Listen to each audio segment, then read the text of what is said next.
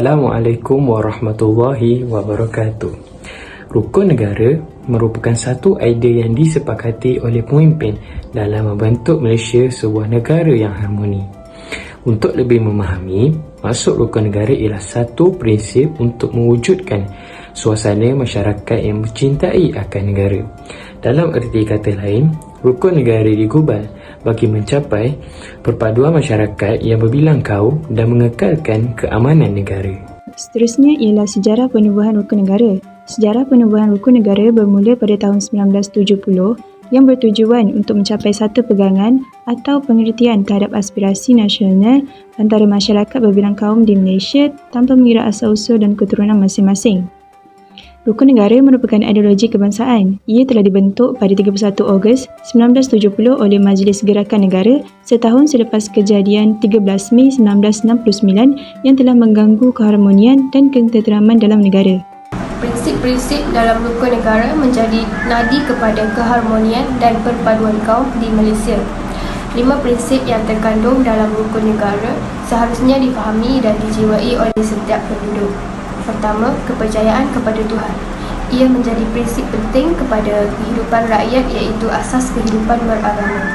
Justru, sebarang bentuk ideologi atau kefahaman yang menolak kepada percaya kepada Tuhan seperti kumpulan fahaman etis tidak mendapat tempat di negara ini. Perlembagaan Persekutuan secara jelas menyatakan Islam ialah agama persekutuan, tetapi mana-mana agama lain boleh diamalkan dengan aman di mana-mana bahagian dalam persekutuan. Kerajaan meletakkan agama sebagai prinsip pertama kerana menyedari kepentingan ketukahan pegangan setiap masyarakat terhadap ajaran agama selain agama dapat membentuk kepribadian cemerlang penduduk.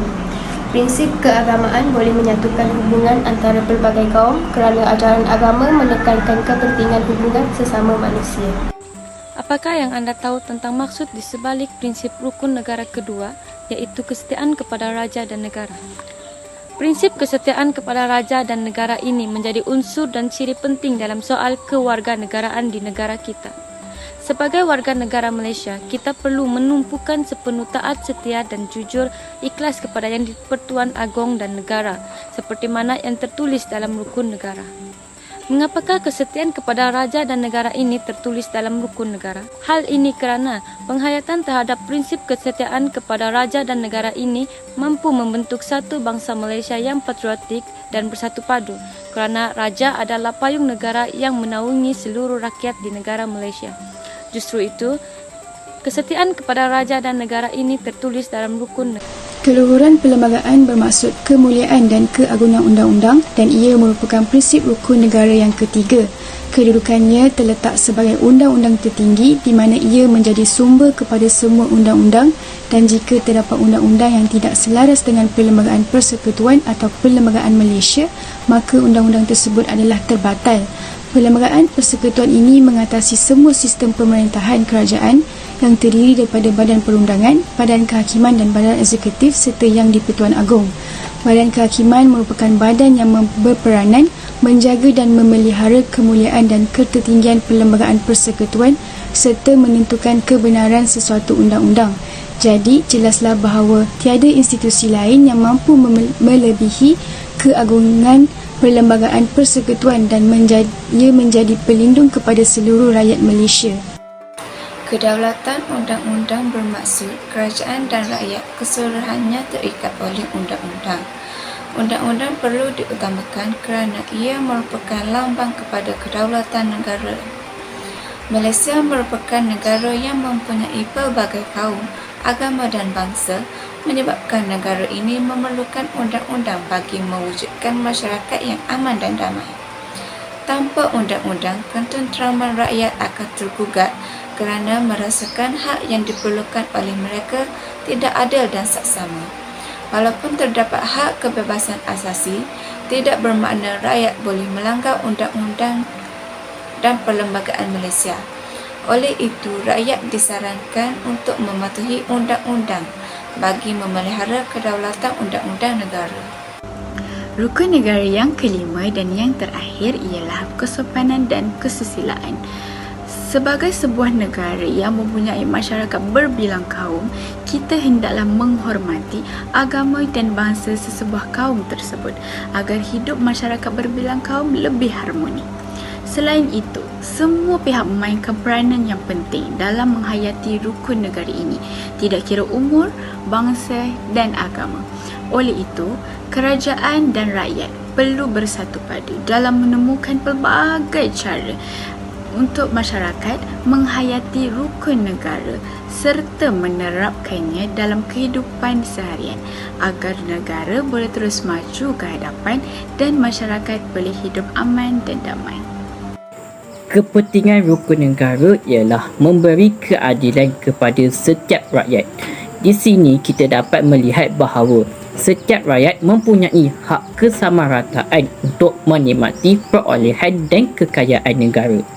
Pada masa yang sama, setiap kesalahan yang dilakukan akan menerima hukuman yang sama rata tanpa mengira taraf seseorang itu.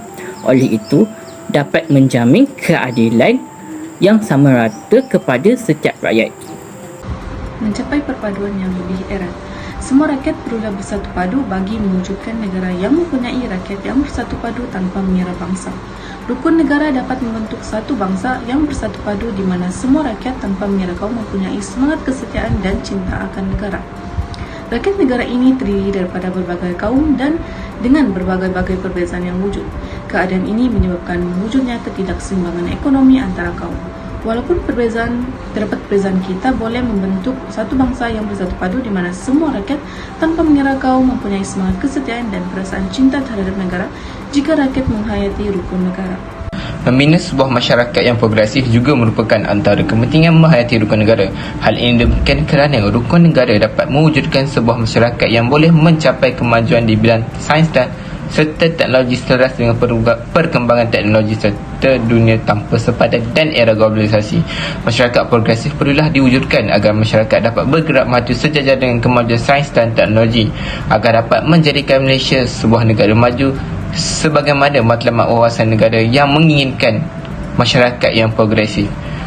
Walau bagaimanapun, kita perlulah memastikan kemajuan yang dikecapi tidak akan menjadikan rakyat negara ini terkeluar daripada batas-batas agama dan nilai-nilai ketuhanan. Suka untuk saya kongsikan antara kepentingan untuk menghayati rukun negara adalah kita mestilah berlaku sopan dalam masyarakat pelbagai kaum seperti di Malaysia agar tidak tercetus perbalahan perkauman. Kepentingan menghayati rukun negara yang seterusnya adalah untuk menjamin masyarakat yang harmoni tanpa perbalahan kaum. Sikap saling hormat menghormati akan lahir dalam diri kita jika kita sama-sama mengamalkan prinsip rukun negara, terutamanya prinsip kesopanan dan kesusilaan. Sikap kesopanan ini perlu lahir dalam setiap jiwa manusia tanpa mengira bangsa, agama atau perbezaan darjat. Barulah rakyat Malaysia hidup aman dan damai, tidak seperti yang berlaku di negara-negara lain. Sini sana peperangan yang kita dengar di dada akhbar dan juga kaca televisyen. Kerusuhan kaum yang berlaku di negara luar adalah disebabkan beberapa isu undang-undang, hak milik awam dan juga isu politik.